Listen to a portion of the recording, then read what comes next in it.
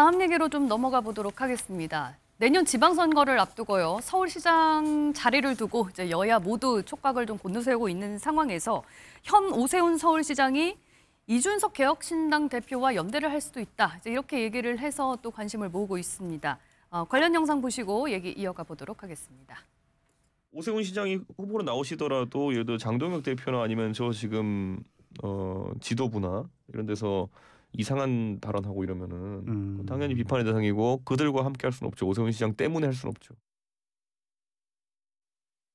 예, 오세훈 시장은 여기에 대해서 장동혁 대표도 동의를 했다라고 얘기를 했는데 장동혁 대표는 지금은 또 연대 논의를 할 때가 아니다 이렇게 선을 그었고요. 방금 보신 것처럼 이준석 대표도 당장 뭐 국민의힘과는 연대할 수 없다 이런 식으로 좀 선을 긋는 분위기예요.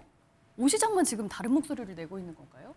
일단 내년 지방선거에 있어서 결국 보수가 통합을 할 것인가 이거에 대해서 국민들께서 많이 관심을 가지고 계실 거라고 생각합니다. 근데 지난 대선 과정에서도 같은 이야기가 마지막까지 있었거든요. 그런데 결국에는 이준석 후보 측에서의 완강한 거부로 합쳐지는 것은 그냥 무산이 되었던 바가 있는데 이번 같은 경우에는 서울시장 선거가 가장 중요하게 거론이 되고 있습니다. 민주당 안에서도 뭐 김민석 총리라든지 중량감 있는 인사들이 이야기가 나오고 있습니다만 이게 왜 중요하냐면 내년 1월, 2월 정도에 윤석열 전 대통령 그리고 관련된 많은 사람들의 선고가 있을 것으로 대충 예상이 되는 상황에서요.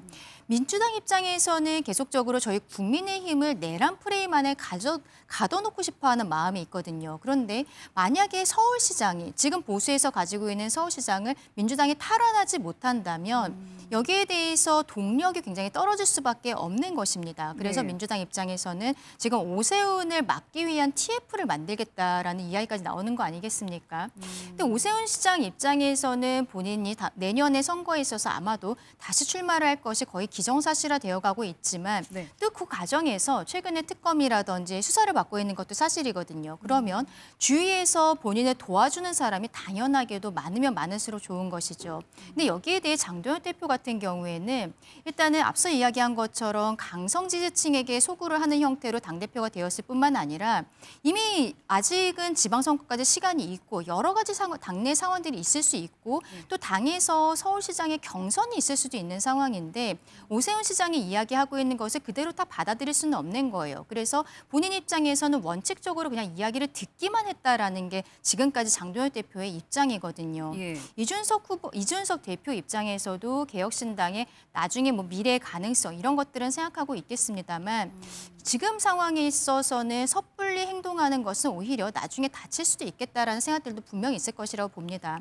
결국 이것은 지방선거로 가면서 다시 단일화 이야기는 지난 대선 때처럼 강하게 나올 것이라고 보지만 조금은 시기상조가 아닌가 그렇게 생각합니다.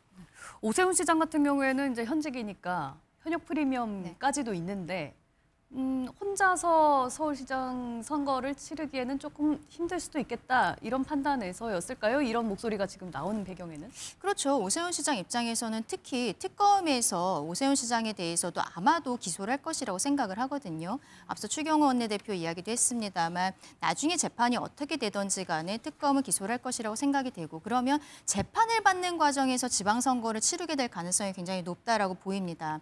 그러면 그 과정에 있어서 당을 넘어서서 많은 사람들이 오세훈 시장에 대해서 이제 후보가 되겠죠, 그때는. 지지해주는 목소리들이 나와야 되는데 그러기 위해서는 그동안에 가깝게 지내왔었던 개혁신당, 중도 보수를 표방하는 사람들뿐만이 아니라 지금 국민의힘에서도 더 정확하게 강성 지지층들을 포함해서 본인을 지지해주는 목소리가 나와야 되는 것이죠. 그렇게 해도 실상 쉽지 않은 판이 될 수도 있는 상황에서 오세훈 시장이 오히려 조금은 좀 가볍게 이러한 이야기들을 한 것이 아닌가, 조금 진중해야 되는 시기가 아닌가라고도 생각합니다.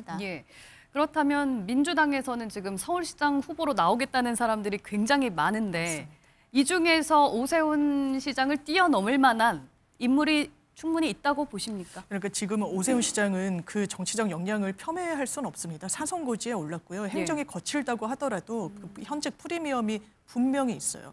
그런데 지금 서울시장은 민주당으로서는 지방선거에서 반드시 탈환해야 되는 지역입니다. 전 당원 어떤 그 당세를 다 몰아서라도 가져와야 되는 그런 지역임은 이제 부인할 수가 없고 지금은 지지율이 어떻게 보면 이제 오차 범위 내에서 이제 다 이제 그 비등비등하다 보니까 이 경쟁력과 관련해서 많이 이야기가 나옵니다만 기본적으로 선거는 양당 체제에서 치러지는 겁니다. 그러면 이 선거가 계속될수록 민주당에서 주자로 내세우고 또 이 경선 과정에서 또 계속해서 정치적인 검증 과정이 있을 거란 말이에요. 그럼 언젠가는 붙을 수밖에 없습니다. 이 지지세라는 게. 그렇기 때문에 그 부분에 대한 채비들을 각 주자들이 상당히 열심히 하고 있는 부분이 있고 오세훈 시장은 지금 국민의힘 타이틀로 지방선거 이기기 어렵다는 판단을 이미 내린 겁니다. 내란 옹호와 관련해서 가장 상징적인 장동혁 대표가 국민의힘의 얼굴로 있을 때 내가 과연 서울에서 무탈하게 선거 치를 수 있겠느냐. 그 물음표 때문에 이준석 전 대표를 소환하고 있는 건데 강 변호사님 짚어주신 대로 이게 무난하게 진행될지는 제가 좀 의문입니다. 지금 민주당 입장에서는 서울시를 무조건 이제 탈환을 해야 된다. 이런 목적이라면, 이런 목표라면 김민석 총리까지도 후보로 나올 수 있는 건가요? 그러니까 당내 여러 구성원들이 이제 열어두고 합니다만 이 기본적으로 권력 의지가 이 본인 주자한테 있어야 되는데 김민석 총리 같은 경우에는 여러 경로로 뭐 당대표가 됐든 그것이 서울시장 예비 경선이 됐든 출마하지 않겠다는 뜻을 현재로서는 밝히고 있어서 민주당에 또 다른 경쟁력이 있는 주자들이 많기 때문에 그렇지만 이제 정치는 생물이라고 하지 않습니까? 가능성의 어떤 그 영역으로 남겨지고 있는 것 같습니다. 알겠습니다.